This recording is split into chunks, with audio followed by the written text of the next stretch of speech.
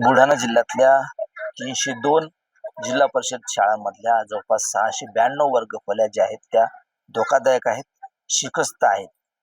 याची प्रचिती याची बुलढाणा जिल्ह्यातल्या सोमठाणा इथल्या जिल्हा परिषद शाळेची इमारत कोसळल्यानंतर समोर आली आहे. आपण बघू शकतो, मी सध्या त्याच शाळेवरती आहे, जी 2 दिवसापूर्वी शिकस्त इमारत जी होती जिल्हा परिषदेची, ती या ठिकाणी त्याचा एक भाग जो आहे तो कोसळला आहे. आणि परिणामी हा भाग जो कोसळल्यामुळे या शाळेतील एक विद्यार्थी किरकोळ जखमी झाला आहे. वास्तविक पाहता त्या दिवशी शाळा नव्हती आणि सायंकाळच्या वेळेला ही इमारत जी आहे ती इमारतीचा एक भाग जो आहे तो हाच भाग कोसळला.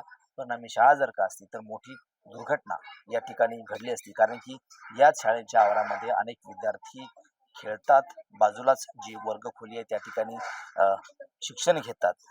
यापूर्वी इथल्या ग्रामस्थांनी अनेक वेळा शिक्षण विभागाकडे तक्रारी केल्या, वारंवार मागणी केली. शिक्षकांनी सुद्धा वारंवार शिक्षण विभागाकडे प्रस्ताव सुद्धा दाखल केला. मात्र अद्यापही या 2 वर्ग खोल्या ज्या आहेत त्या बांधून दिलेल्या नाहीत. परिणामी विद्यार्थ्यांना आपला जीव मुठीत घेऊन आणि शिक्षकांना आपला जीव मुठीत ठेवून शिक्षणाचं कार्य करावं लागतं. विद्यार्थ्यांना शिक्षण या ठिकाणी घ्यावं लागतं आणि पालकांमध्ये सुद्धा मोठी चिंता जी आहे ती या ठिकाणी असते.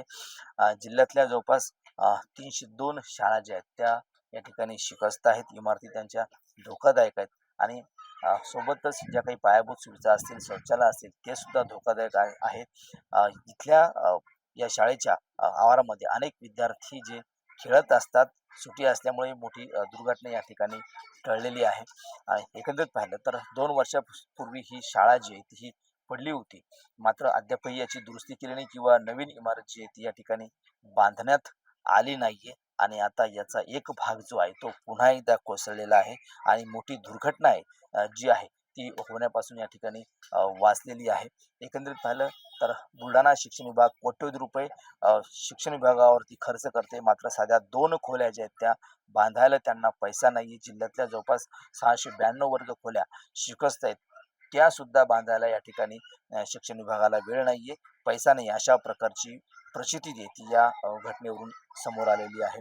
आता सध्या ग्रामस्थ वारंवार तक्रारी करतायत. शिक्षणाचे जे काही शिक्षक आहेत ते सुद्धा तक्रारी करतायत. मात्र शिक्षण विभाग याकडे का लक्ष देत नाही हा सुद्धा मोठा प्रश्न आहे. आणि तात्काळ इथल्या ज्या वर्ग खोल्या आहेत, जिल्ह्यातल्या असतील किंवा सोमठाणा गावच्या असतील, तात्काळ वर्ग खोल्या बांधून द्याव्यात आणि विद्यार्थ्यांना आपापल्या वर्गामध्ये बसण्यासाठी जागा उपलब्ध करून द्यावी अशी मागणी जी आहे इथल्या ग्रामस्थांनी व्यक्त केली आहे. कॅमेरामन किरण शेजवळसह गणेश सोळंकी, TV9 मराठी, बुलढाणा.